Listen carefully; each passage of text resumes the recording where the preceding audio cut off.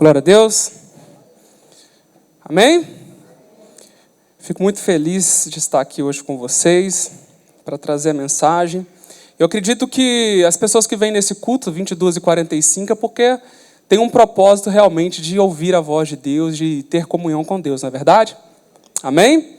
E nessa noite não vai ser diferente. Eu acredito que Deus já tem falado, Ele vai continuar falando com você. Como o pastor Valdemir falou, eu participo hoje, eu sou um dos pastores da juventude. Eu me converti aqui na Getsemane, mas tem 6 meses para 7 que eu voltei para Getsemane. Eu era de uma outra igreja, da Igreja Batista Elo, que até hoje existe no bairro União. E Deus me mandou voltar para cá, para que eu pudesse dar continuidade no meu ministério. E eis-me aqui, com muito amor. Eu sempre estava lá, mas eu estava aqui ao mesmo tempo, porque eu tenho um amor muito grande por essa igreja, pela vida do pastor Jorge, e pelo fato de eu ter encontrado Jesus aqui neste lugar, algo que marcou a minha história. E eu sou também responsável, junto com o pastor Pascoal, pelo clã. Quem conhece o Ministério Clã aí? Glória a Deus. Tem gente do clã aí, gente? Diego está ali atrás. E Ministério Clã, nós trabalhamos aqui juntamente com os homens. E domingo tem um clã às 18 horas. A gente vai ter um encontro, vamos falar sobre cultura, o cristianismo e a cultura. E você, então, já está convidado também. Amém? Meu tempo aqui é breve e eu gosto de falar muito. Pastor, eu acho que tem isso, né? Gosta de falar demais. Então, eu vou tentar ser rápido e objetivo naquilo que Deus trouxe ao meu coração, para que você possa sair daqui alimentado. Nosso objetivo, quando nós vemos para a casa de Deus, nós queremos nos alimentar mais da palavra dele. E hoje nós estamos nesse mês, na verdade, na juventude, falando sobre HITS, que é Corações nas Ruas. E o HITS é um projeto, um ministério que começou esse ano, e a gente está desenvolvendo diversos trabalhos na comunidade, na Vila Santa Rosa. É uma vila que nós adotamos esse ano e a gente quer fazer um trabalho de acolher a vila mesmo, de cuidar das pessoas da vila. Nós temos feito diversos evangelismos. Você que tem interesse de participar de evangelismo, nos procure, porque é algo que tem que queimar no nosso coração. Amém? E hoje eu quero falar sobre o chamado universal de Deus. Quantos entendem que tem um chamado de Deus na sua vida? Vou perguntar de novo. Quantos entendem que tem um chamado de Deus na sua vida? Amém? Essa é uma pergunta muito comum. Eu trabalho com jovens já tem alguns anos, e muitos jovens vêm até mim e falam assim: pastor, qual é o meu chamado? Você já fez ou ainda faz essa pergunta? Pode levantar sua mão, sem vergonha. Todo mundo já sabe, gente? Então é uma dúvida que muitas vezes fica dentro do nosso coração. Por que o Senhor me chamou? Qual que é o objetivo? De que maneira, de que forma que o Senhor quer usar a minha vida? Essa é uma pergunta que eu escuto constantemente dos jovens. E hoje eu vou falar sobre chamado. E segundo o dicionário online, chamado quer dizer que se chamou, que foi convocado, convidado, escolhido, que recebeu uma designação, designado, convite ou convocação que recebeu. Uma pessoa que é convocada. No latim chama-se chamare, que quer dizer gritar por. O primeiro entendimento que a gente precisa ter é que Deus, Ele grita por nós, Ele nos chama, e a palavra de Deus diz que não foi nós que escolhemos a Ele, mas foi Ele que nos escolheu. Então nós começamos por aí. Ele nos escolheu, Ele te escolheu. E a partir do momento que Ele te chama, que Ele te escolhe, Ele te chama. E Ele te chama para algo que só você pode fazer. Ninguém pode fazer aquilo que só você. E aí eu quero falar um pouco sobre o chamado nessa noite, sobre o chamado de Deus na sua vida, sobre algo que é tão questionado e perguntado e às vezes as pessoas ainda não conseguem compreender. E eu quero trazer um pouco sobre o chamado nessa noite para você. Abra sua Bíblia em Isaías no capítulo 6, por favor.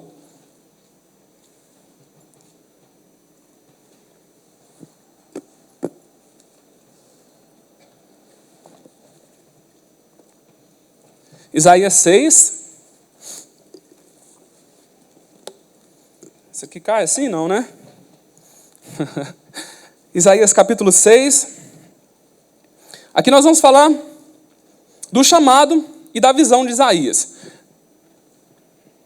Todos acharam Isaías 6, diz assim: no ano em que o rei Uzias morreu, eu vi o Senhor assentado num trono alto e exaltado, e a aba de suas vestes enchia um templo. Acima dele estavam serafins, cada um deles tinha 6 asas. Com 2 cobriam seus rostos, com 2 cobriam seus pés e com 2 voavam. E proclamavam uns aos outros, dizendo: Santo, Santo, Santo é o Senhor dos exércitos. A terra inteira está cheia da tua glória. Ao som das suas vozes, os batentes das portas tremeram, e o templo ficou cheio de fumaça. Então gritei: ai de mim, estou perdido, pois sou um homem de lábios impuros, e vivo no meio de um povo de impuros lábios, e os meus olhos viram o Rei, o Senhor dos exércitos. Logo um dos serafins voou até mim, trazendo uma brasa viva que havia tirado do altar com uma tenaz. Com ela tocou a minha boca e disse: veja, isto tocou os teus lábios. Por isso a sua culpa será removida e o seu pecado será perdoado. E então ouvi a voz do Senhor conclamando: quem enviarei? E quem irá por nós? E eu respondi: eis-me aqui, envia-me a mim.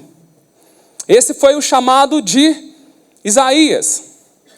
E foi uma visão que ele teve, uma visão muito forte, algo muito esplêndido que Isaías teve como revelação da parte de Deus para ele. E aqui quando nós estudamos, ele vai dizer que no ano do rei, que o rei Uzias morreu. O rei Uzias, se você for estudar a história dele, era um rei que começou com 16 anos. E ele reinou em Judá por 52 anos. E no início da sua caminhada, ele era um rei que temia a Deus, que vivia segundo os propósitos de Deus. Mas depois de um tempo, ele começou a adorar ídolos, ele começou a fazer coisas que não era própria. E ele também entrou no templo e ele ofereceu sacrifício, ofereceu incenso, algo que ele não poderia fazer. E ele fez. Isso desagradou a Deus e ele recebeu assim uma lepra e ele morreu no final da vida dele com lepra. E Isaías, ele recebe uma palavra de Deus.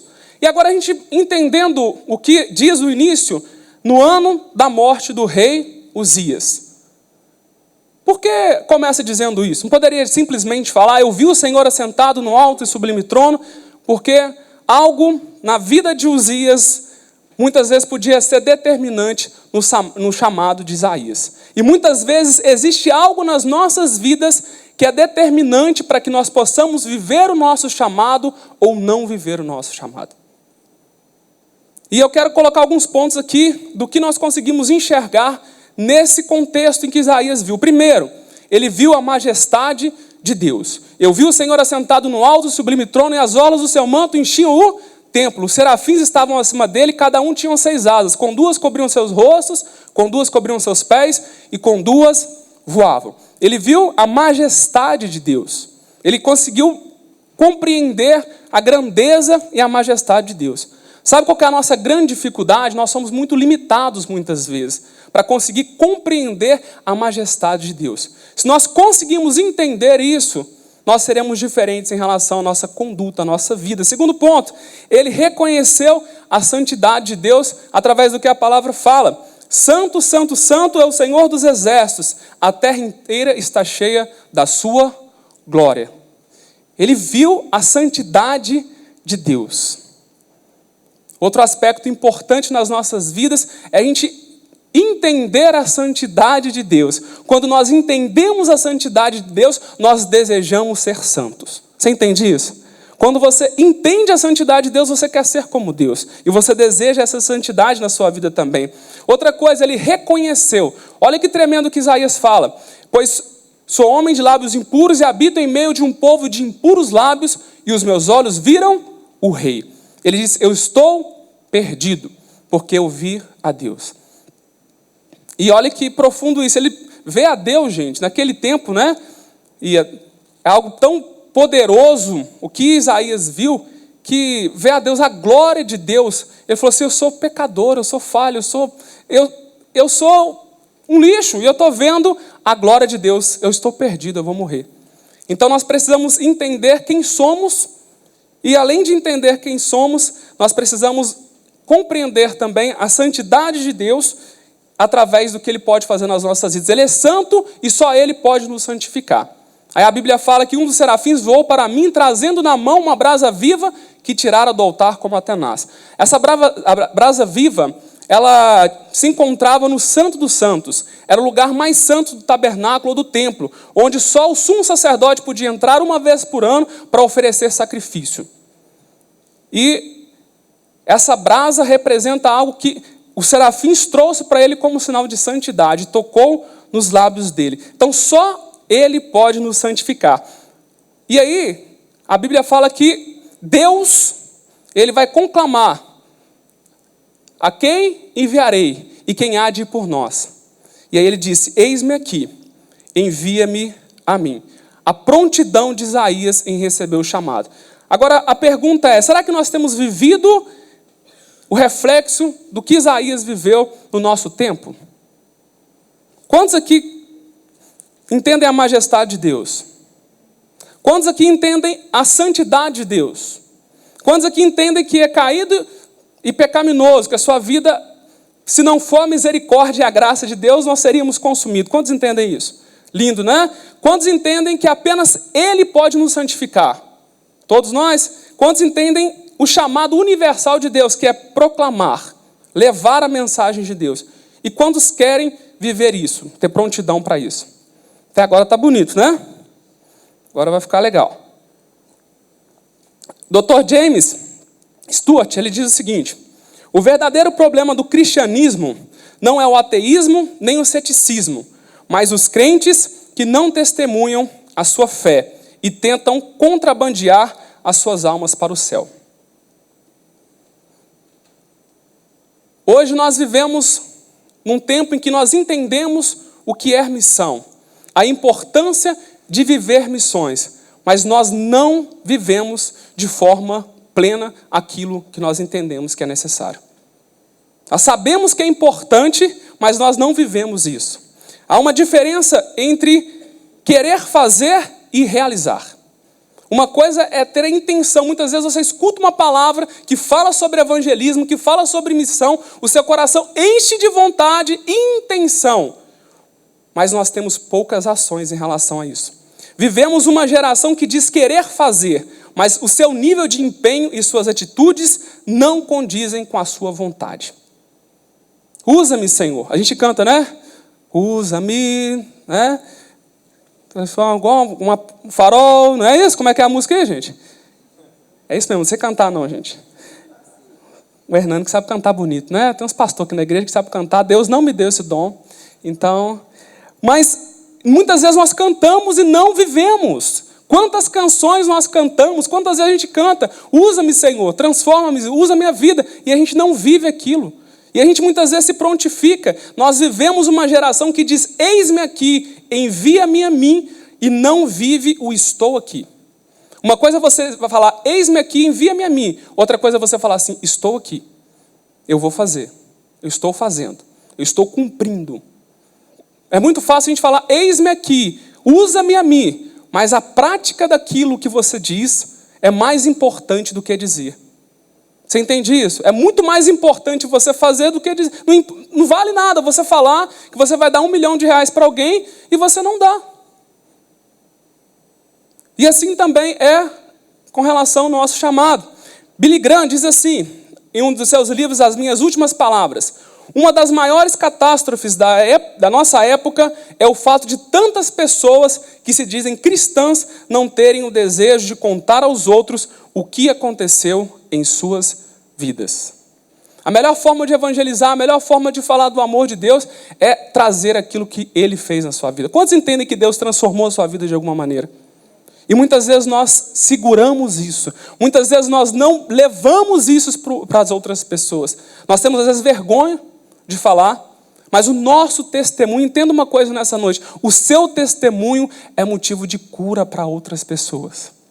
Você entende que você pode levar cura para a vida das pessoas através do seu testemunho? Através daquilo. Eu tenho prazer em virar para as pessoas e falar assim: velho, eu era perdido, Eu era um cara todo avacalhado, que se não fosse Jesus mudar a minha visão, mudar os meus conceitos, mudar os meus princípios, eu não sei se eu estaria aqui hoje, porque Ele mudou a minha história, Ele mudou a minha vida.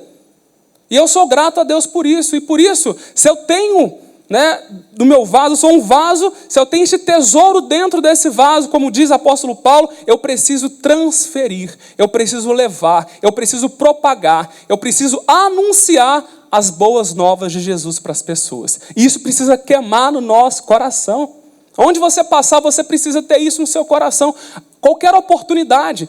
A pessoa fala que está triste, aí você fala, não, procura um psicólogo. Tem que procurar mesmo, às vezes um especialista. Mas você precisa ter esse feeling, ter essa sensibilidade de falar do amor de Jesus em toda e qualquer circunstância para as pessoas. Isso precisa queimar dentro do nosso coração. E qual é a minha posição diante desse chamado universal? Em Lucas 10, verso 2, diz assim: e dizia-lhes, na verdade, a seara é grande, mas os trabalhadores são poucos. Rogai, pois, ao Senhor da seara que mande os trabalhadores para a sua seara. Existem apenas algumas posições que você está hoje, alguma posição que você pode estar hoje. Dessas que eu vou citar aqui, você está apenas em uma delas. Primeiro, você pode ser a seara. Talvez você é alguém que ainda não entregou a sua vida para Jesus, que não teve uma experiência com Ele, e você ainda está num processo de conhecer a palavra de Deus. Eu vivi isso e foi algo tremendo. Eu era muito católico, e no sábado eu vim na juventude, e no domingo eu ia na igreja católica. Meu sonho era ser padre. Eu falei que eu ia ser padre, o padre olhou para mim e falou, não, menino, fica quieto. E aí eu desisti de ser padre. Aí Deus falou, você vai ser pastor.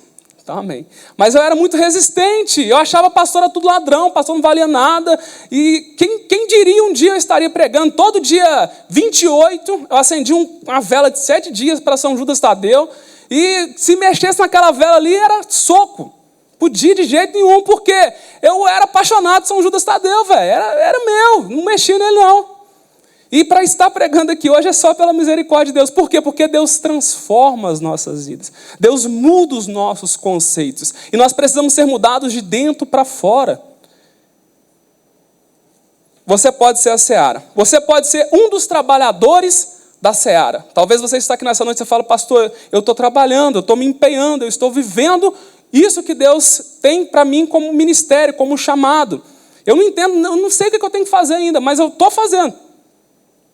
Eu não sei qual que é o meu chamado, mas eu estou trabalhando. E é assim que você vai encontrar aquilo que Deus tem para a sua vida. Eu comecei o meu ministério, eu vi um pastor pregando, gente. Eu me imaginava pregando no lugar dele. Talvez vocês tenham alguém que é assim? Amém? Então vocês vão pregar também. Então eu vi o pastor pregando, eu ficava assim, velho, eu complementava a pregação do cara, eu podia falar assim. Então, e isso é algo que tem que arder dentro de nós. Evangelismo, logo que eu me converti, eu falei, gente, eu tenho que evangelizar. Sabe a primeira pessoa que ganhou para Jesus, onde foi? Quem lembra da MSN? Eu fiz apelo pelo MSN, falei assim, ela estava triste, eu falei assim, você quer aceitar Jesus? Quero. Então repete comigo aí, escreve aí. Eu aceito Jesus, sério, eu estou falando de verdade. Como o único e suficiente salvador da minha vida, aceita aí, aceita Jesus, você orou. Então você fez a oração de confissão, amém. E até hoje já está na igreja. Glória a Deus, gente. Hoje ela mandou mensagem para mim, falou que veio no culto. Ela estava meio desviada, mas ela voltou de novo. Tem umas 3 semanas. Mas Deus fez a obra na vida dela. Deus transformou a vida dela pelo MSN. E Deus ele pode te usar onde quer que você estiver. Você entende isso, gente? Amém? Você pode ser aquele que os trabalhadores pedem. A Bíblia diz, pois pede o dono da seara que envie os trabalhadores. Nós estamos orando no HITS para Deus enviar trabalhadores. Para a gente enviar pessoas que estão dispostas. Você quer vir trabalhar? Vem, pode vir. Fala, pastor, não sei fazer nada. Pode vir que você está ótimo. Está bom demais. Você não sabe fazer nada aí que a gente precisa de você mesmo. Que a gente vai te ensinar a fazer algumas coisas. Você sabe lavar, passar alguma coisa assim? Não, vamos levar você na vila lá e colocar você na casa de alguém para lavar a roupa da pessoa. Não sei, nós vamos dar um jeito de arrumar serviço para você. Você entende isso? Amém, gente? Outra coisa. Ou você pode ser um espectador, aquele que apenas observa os trabalhadores na seara e ainda qualifica ou desqualifica os mesmos. Você pode ser a seara, você pode ser o trabalhador, você pode ser aquele que está chegando, está se formando, ou você pode ser aquele que observa. Não, pastor, meu negócio é vir no culto, ouvir a palavra, e dependendo da palavra eu fico até o final. Mas se não estiver legal, eu levanto e vou embora, adeus. E eu vou, dizer se está bom ou se está ruim. Eu vejo os trabalhos na rede social, bonito demais, lindo, acho lindo, Hits. Vocês vão na vila, mas não dá. E a gente começa a qualificar o que é bom e o que não é bom. Somos uma geração que admira pregadores, não é errado isso, se emocionam nos cultos, aderem aos apelos e ignoram os perdidos. Tudo isso é muito lindo. A gente precisa, sim, admirar pessoas que pregam. Nós precisamos, sim, sentir o toque do Espírito Santo, ser quebrantado, ser moído, porque o Espírito Santo ele faz isso conosco, ele nos muda, ele nos modifica. Nós devemos aderir aos apelos, mas nós não podemos esquecer os perdidos. Deus ele nos chama para que nós possamos olhar para os perdidos, para aqueles que precisam ouvir a mensagem da cruz. E como fazer isso, pastor? Fazendo. Tem um método para fazer? Peça ao Espírito Santo para te ensinar como que faz. Deus ele te usa, talvez você não sabe nem onde está Salmos na Bíblia, nem onde está Apocalipse, você não sabe. Mas Deus pode te usar para salvar muitas vidas se você tiver um coração disposto, porque Ele é Deus. Ele não se limita ao seu conhecimento, Ele é Deus. Você entende isso? Amém? Quais atitudes práticas eu preciso tomar para viver o meu chamado? Se você estiver vivendo ou não. Primeiro, deixar de viver a igreja como um ponto de encontro e juntos nos alinharmos com um propósito. A igreja não é um lugar de comunhão, um lugar de adoração a Deus, de estarmos juntos, mas não é simplesmente um ponto de encontro. É um lugar onde nós vivemos um alinhamento para ter um propósito comum, que é vidas. O propósito maior de Deus são vidas. Você entende isso? Deus pode te abençoar? Pode. Deus quer fazer a obra na sua vida? Quer. Deus quer abençoar a sua família? Quer. Mas acima de tudo isso, Deus quer vidas. Isso arde no coração de Deus. Isso tem que arder no nosso coração também. Nós devemos parar de perder tempo em apontar os pecados dos outros, as falhas e deficiências, e passarmos a curar a ferida uns dos outros. Sabe muitas vezes onde que a pessoa é mais machucada? Não é fora da igreja, é dentro da igreja. Muitas vezes o lugar em que a pessoa precisa ser acolhida, amada, cuidada, é o lugar em que ela é mais criticada, julgada e olhada com um olhar que não é para ser aqui dentro. Jesus, ele amou as pessoas e ele demonstrou amor incondicional. A prostituta chegou lá e falou: quem não tem pecado, atire a primeira pedra. Ele demonstrou amor. E aquilo ali naquele tempo, gente, ele quebrou diversos paradigmas naquele tempo. E é isso que Cristo quer fazer na minha e na sua vida. Ele quer quebrar os paradigmas do mundo. O que o mundo acha? Que nós somos pessoas que... ET. O mundo acha que a gente é ET. Você é cristão? Sou. Aí o mundo... As pessoas têm uma visão totalmente deturpada da gente. A gente tem que mostrar que nós somos diferentes. Que nós temos a marca de Cristo em nós. Que nós levamos o nome de Cristo e que existe algo diferente nas nossas vidas. Que é Cristo. Amém? Outro ponto, deixar a competição exacerbada pela ação conjunta em prol do reino. Muitas vezes a gente quer competir, quem faz melhor, quem toca melhor, quem canta melhor, quem prega melhor. Deus, ele não precisa disso. Deus, ele precisa de pessoas que têm disposição. E se você não estiver preparado, Ele vai te preparar para você ser usado por Ele. Deus vai usar você no tempo certo, da forma certa, da maneira certa, porque Ele é Deus. E deixarmos de buscarmos desejos e os nossos desejos e anseios e fazer aquilo que Deus deseja. A grande deficiência das nossas vidas é que nós não alinhamos, muitas vezes, o propósito das nossas vidas ao propósito de Deus. Nós queremos fazer a nossa vontade e deixamos de viver a vontade de Deus. Essa é a grande dificuldade, porque Deus ele quer trabalhar nas nossas vidas, mas Ele quer liberalidade. Ele quer que você entregue para Ele o controle da sua vida, que você fale assim: Deus, eu sei que está difícil, mas eu estou te entregando o controle. Eu não sou capaz de fazer, é o Senhor quem vai fazer. É o Senhor quem vai mudar. Em Marcos 16, 20, no final, as últimas palavras dizem assim: então os discípulos saíram e pregaram por toda parte, e o Senhor cooperava com eles, confirmando-lhes a palavra com os sinais que o acompanhavam. Então, quem faz a obra é o Espírito Santo. Essas semanas atrás nós fomos no evangelismo, ali no 1º de maio, e quando nós chegamos numa mulher, a gente não precisou falar nada com ela, já estava chorando. Ela estava chorando ali naquele lugar, e nós simplesmente falamos do amor de Deus para ela. Ela falou assim: hoje o meu dia é diferente, vai ser diferente, porque nós entregamos uma rosa, nós entregamos um bombom para ela, e o dia daquela mulher foi diferente, sabe por quê? Há um mês atrás ela tinha perdido o filho dela. Ele sofreu um afogamento e ele morreu. E era o único filho daquela mulher. E naquele dia nós estávamos levando o quê? Consolo. E quantas pessoas estão do nosso lado no dia a dia, precisando de uma palavra, e muitas vezes a gente tem negligenciado isso. Você tem um chamado. E nós precisamos viver cotidianamente. No seu trabalho, na sua casa. Certa vez eu fui na pizzaria do Guarani, 2 lá em cima, fui comer pizza, estava com a galera. E a mulher parou com uma Brasília, gente, do lado do carro onde eu estava. E essa mulher parou e estava tentando fazer a Brasília pregar de todo jeito. Mas imagina um carro caindo aos pedaços, imaginou? Está muito ruim. E aí ele tentava fazer pegar, não pegava de jeito nenhum. E aí a mulher saiu do carro e veio no meu carro e falou assim: que você podia me ajudar? Porque eu estou com meu filho dentro do carro e eu preciso de todo jeito levar meu carro para casa. Porque eu fui pedir o rapaz ali na rua para me ajudar a empurrar, ele falou que não empurra carro velho, não. Aí eu falei assim: ok, vamos lá. Eu entrei dentro do carro da mulher. Gente, imagina Brasília, muito difícil, sabe, de dirigir assim, que eu não sabia nada, estava perdido lá dentro.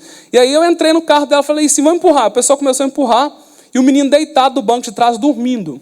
Ela falou: meu filho está aí, hein? Eu falei: não, beleza, não vou levar seu filho embora, não. Vou só funcionar sua Brasília, moça, calma. E aí desci a rua, eu tentei, gente, eu tentava, o carro não pegou de jeito nenhum. Eu cheguei no final do morro, a mulher correndo atrás, aí a criança levanta, olha para mim, assim, não entende nada.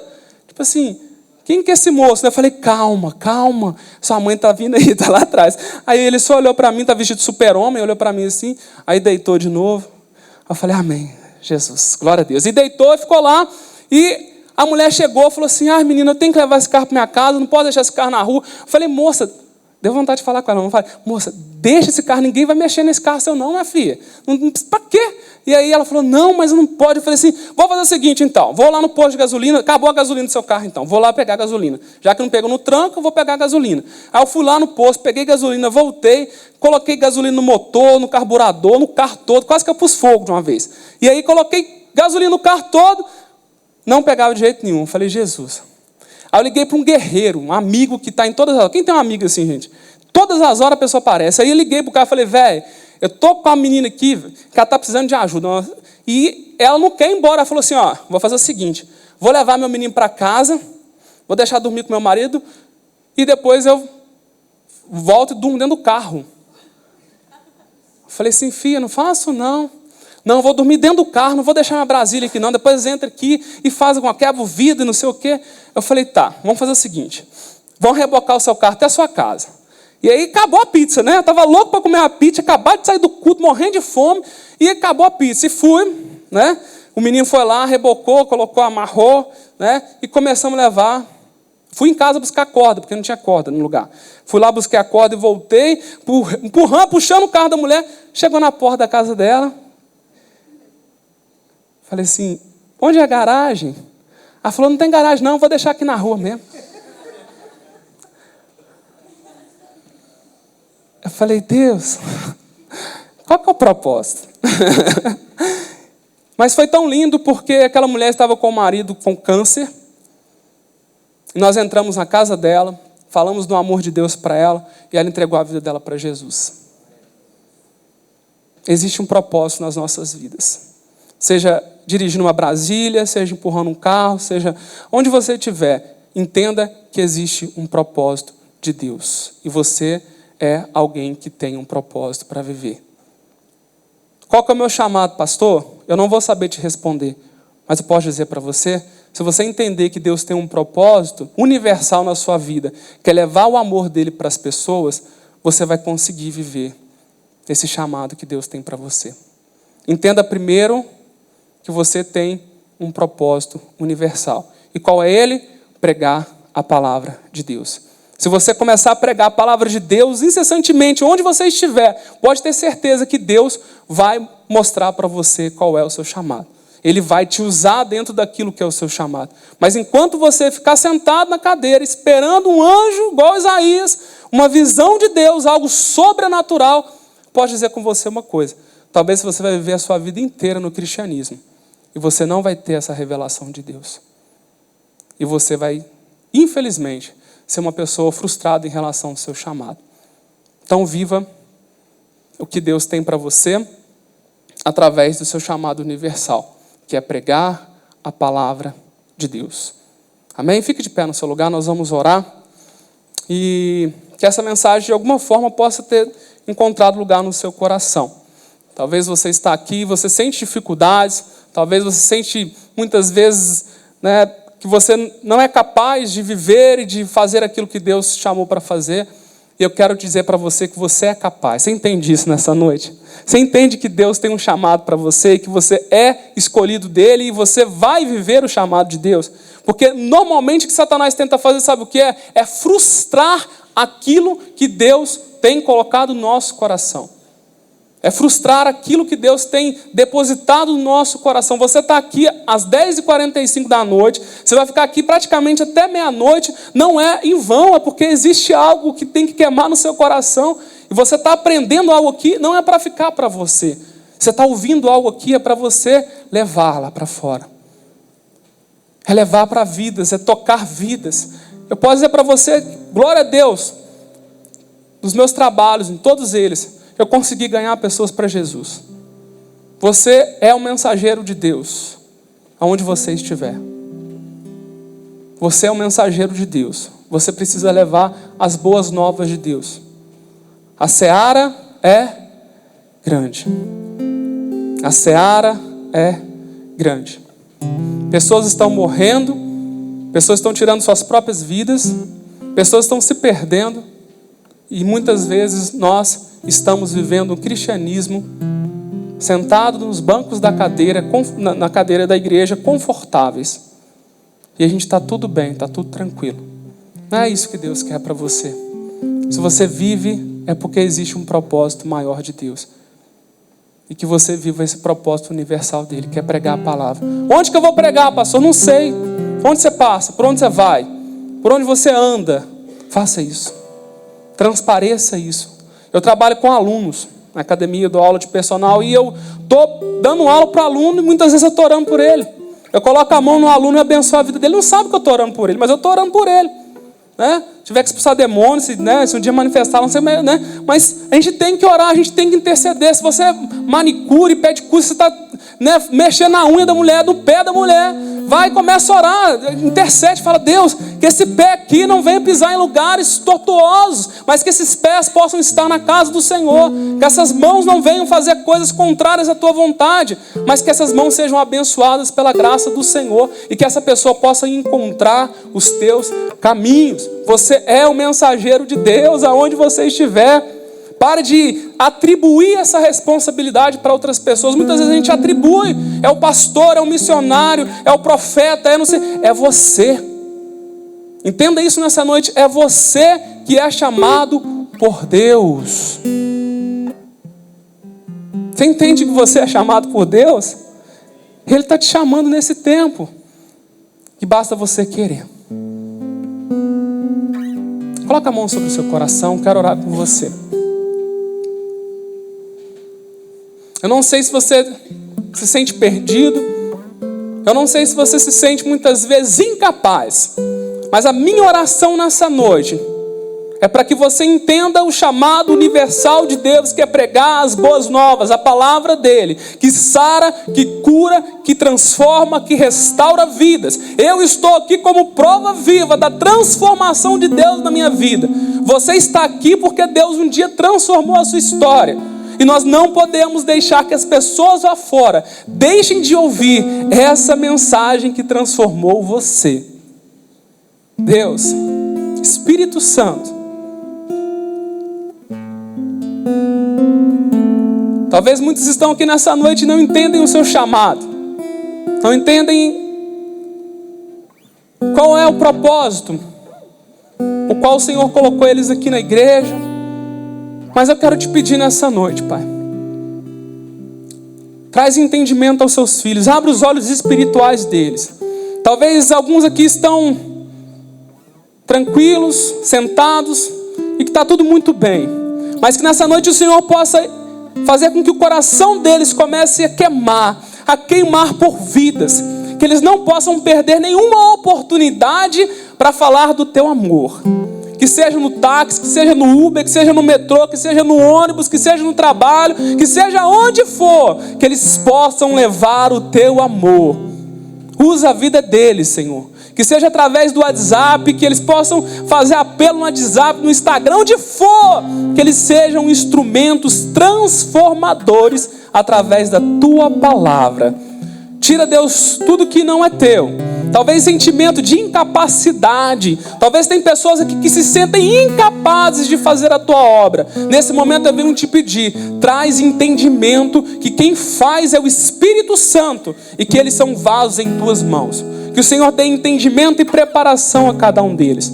Toma aquele que se sente perdido, ó Pai, que não entende o chamado, que não entende os propósitos do Senhor, e que eles possam entender, compreender e viver o teu chamado, em nome de Jesus. Repita assim comigo: Senhor Deus, eu entendi que o Senhor me chamou nesta geração para viver os teus propósitos. Usa-me, Senhor, onde quer que eu esteja, que eu possa ser um missionário, que eu possa ser um mensageiro das tuas boas novas, e que vidas possam se render e encontrar a tua presença através da minha vida, em nome de Jesus. Você pode aplaudir bem forte o nome daquele que é santo, que é digno de toda honra, de toda glória e de todo louvor. Aquele que é santo, santo, santo. Outra oração que eu quero fazer, você que entrou aqui nessa noite, você entendeu essa mensagem, você também quer ser um canal de Deus onde quer que você esteja, mas você talvez por algum motivo se desviou dos caminhos do Senhor, ou você ainda não entregou a sua vida para Jesus, e você quer fazer isso nessa noite. Tem alguém aqui? Levanta sua mão no seu lugar, eu vou orar por você aí mesmo, onde você está. Tem alguém que quer reconciliar com o Senhor, ou que quer entregar a sua vida a Jesus Cristo nessa noite? Tem alguém? Amém? Glória a Deus. Então, que o Senhor continue nos abençoando e que a gente possa viver os propósitos dele. Amém?